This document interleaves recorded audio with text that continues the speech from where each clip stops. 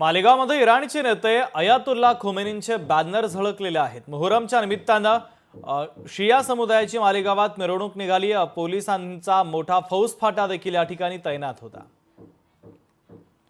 तर येथील आढावा घेतला आमचे प्रतिनिधी विशाल मोरे यांनी। पाहूयात। आज आपण आलो आहोत मालेगावच्या हुसेनी या चौकात आणि हुसेनी ही मस्जिद आहे। या मस्जिदीवर जर आपण बघितलं असेल तर शिया समाजाचं जे एक लीडर आहेत, इराणचे जे लीडर आहेत खोमेनी यांचं कुठेतरी एक पोस्टर लावलेलं आहे। आणि इराण इस्रायलचं जे युद्ध झालं होतं त्या युद्धामध्ये अमेरिकेचे जे अध्यक्ष आहेत, जे ट्रम्प आहेत, या ट्रम्पने जे प्रतिक्रिया व्यक्त केली होती त्याचा एक कुठेतरी एक भाग म्हणून शिया जो समुदाय आहे या शिया समुदायाने यांचं जे पोस्टर आहे हे मस्जिदवर लावून त्यांच्याबद्दलचं जे प्रेम आहे ते मालेगावात कुठेतरी व्यक्त करताना दिसलं आहे। आणि आज जवळपास 4 ते 5 वाजेपर्यंत ह्या ज्या मिरवणूक असतात, ह्या मोहरम सणाच्या निमित्ताने ह्या मिरवणुका निघतात, त्याच्यात ताजिया असतात आणि कुठेतरी मोहम्मद पैगंबर आणि त्यांचे जे नातू आहेत ते जे वारले आहेत त्यांच्या बलिदानाचा एक शोक म्हणून या ठिकाणी शिया समुदाय व्यक्त करत ते ताजियाचं देखील विसर्जन या ठिकाणी करत असतात।